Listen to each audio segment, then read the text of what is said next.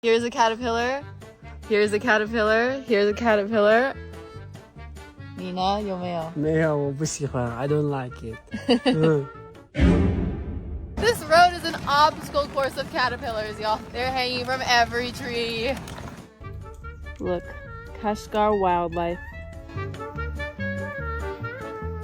We got a lot of stuff in the neighboring town, and we thought by the time we came back the road would be finished, but actually when we came back they were working on the very last little stretch, so you can only take this dirt road. Look at him go, riding on that three-wheeled stallion.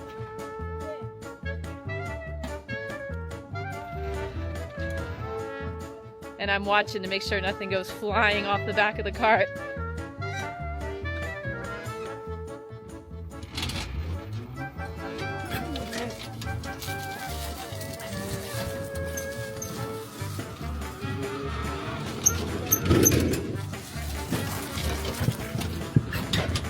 This string here is hanging on for dear life.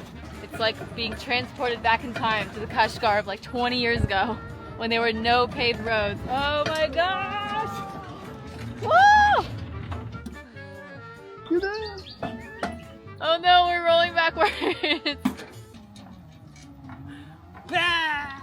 Oh my gosh, finally, we're back on the paved road. Yes. This section's already done, so you're allowed to go on it. Wow. This last cartload of things represents the end of the construction of our room, and now it's time to show it to you guys. Ta-da! Please ignore the ugly sticker on the door. We're leaving this here for now because we're actually going to paint this wall. But the room itself is done, so let me show you guys around.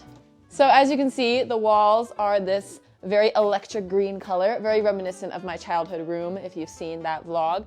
So as you can see, the ceiling is a very traditional design, and if you watched the previous vlogs, you would know we actually made this ourselves, and it's got these wooden slats and this like grass mat made out of this woven material, and I think it's really beautiful. His father picked this cool orange color for the paint to make the wood like pop a little bit more onto the rest of the room. Of course, the curtains have all kinds of patterns on them, classic Uyghur style. Let me show you guys this cute lamp that we got. So the interesting thing about this window is it actually faces another part of the family's house, so they can see this lamp as well. When we're in our room, we can see the lamp, and then they're in that room, they can see the lamp. So everybody gets to enjoy the beautiful lamp. Here is the bed, and Astan's mother made this. You might remember it from the vlog a few weeks ago, and she also made this. It's like this cotton mat thing that goes on top of the mattress. And here's our little end table and our little desk. This is a spot where I edit videos, and we covered the wall with our engagement photos. This room has its own bathroom, so let me show you guys. So this house now has 2 showers, very luxurious. Ta-da!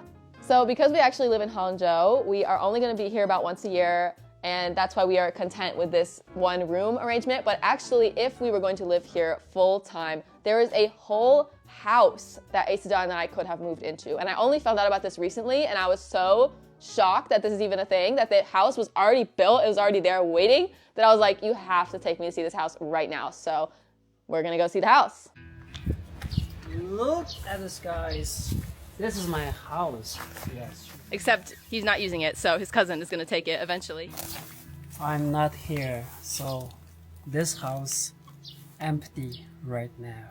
So you might be wondering why this house is kind of bare bones. It's not like a complete house. As we said, it is empty, and it was actually built when he was in middle school, which means that if they went through with the entire renovation of the house and put in like the paint and the beds and the furniture and all the flooring and stuff, by the time someone actually moved in, everything would just be like old and dusty. So they just built like the bare bones of the house, and then they're waiting for whenever someone moves in. Asajan is the oldest male out of all of his cousins, so he would have had first dibs on this house.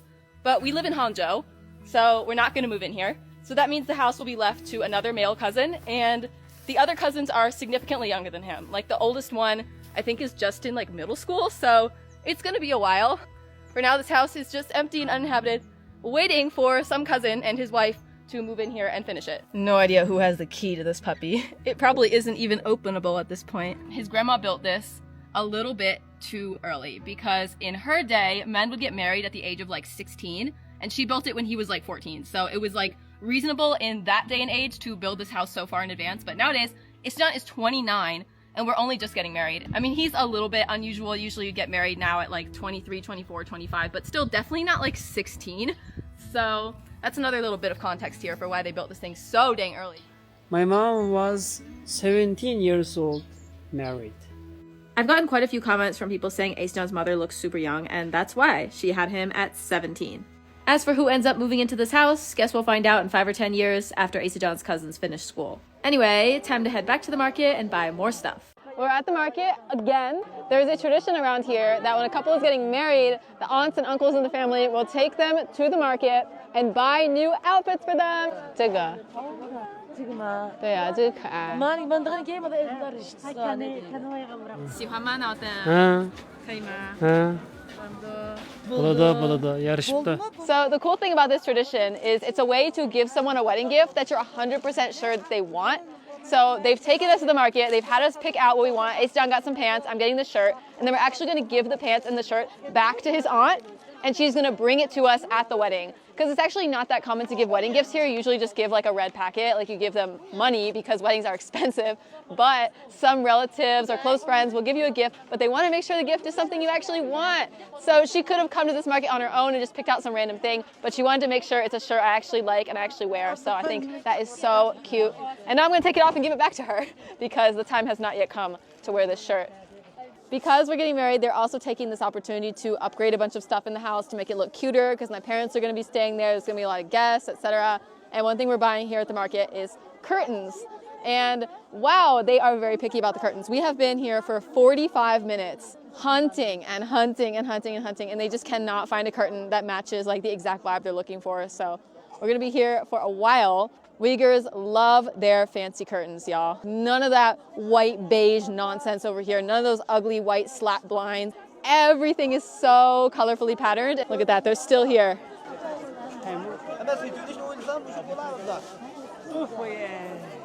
So tired. They're all gathered around watching the curtain presentation. Nimble there. Asejan's sister's like, I know so many English phrases, I'm gonna knock your socks off. And I'm like, okay, let's hear them. And now the camera's rolling and she's like, oop, never mind.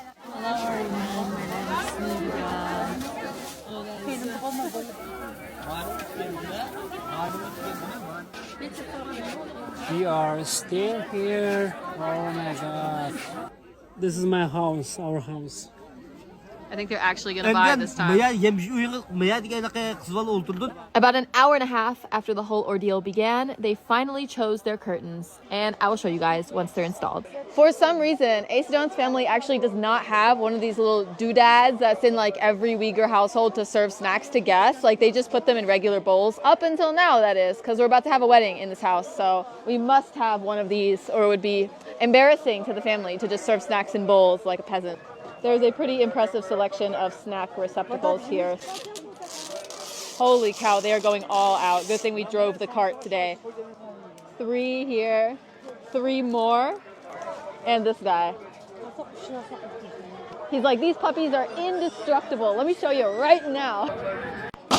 So great. Speaking of snacks, I just had to show you guys this real quick. I was very impressed by the selection of gummies in this tiny town in the middle of nowhere. Corn cobs and eyeballs, a legendary combination. Time for another important task. We are buying new rugs to go on the beds in the yard. And around here, they use beds as chairs. So the beds are going to be where everybody sits during the wedding. And they have carpets on the bed already, but they're not the right dimensions and they're kind of old and like kind of dusty. So we're getting some new carpets. Look at the selection here. You can custom cut a carpet to fit whatever dimension you want, and I find this particularly intriguing. I guess you can also custom make a carpet with yourself on it. This is the owner of the carpet store, and he has a picture of himself printed on a carpet in his shop. I love the carpet so much that we're adding him on WeChat, and we're gonna get one done. So we'll send a photo to him, and he'll have his carpet shop printed out on a carpet. And we're gonna hang it in the yard for the first day of the wedding. Will you look at this thing? It's so funny. I have to have one of these. Originally, I was just gonna do a poster in his family's yard with one of our engagement photos on it, but as soon as I saw this, I was like, all right, new plan.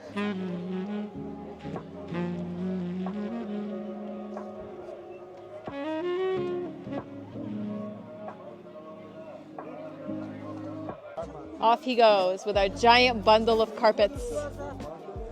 The tasks are still not over. We are here at this blanket and pillow making stand here, picking up the blankets that they had made for my mother and my cousin.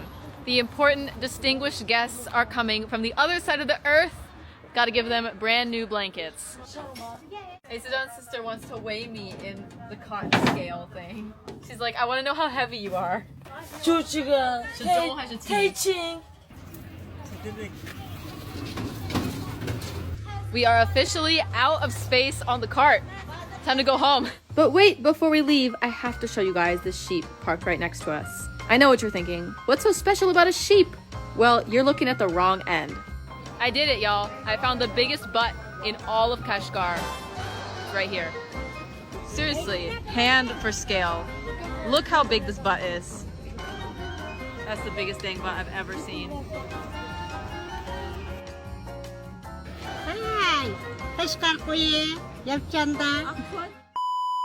Anyway, my American friends have finally arrived in China, and in the next vlog, I'll be showing them around Asejan's local market.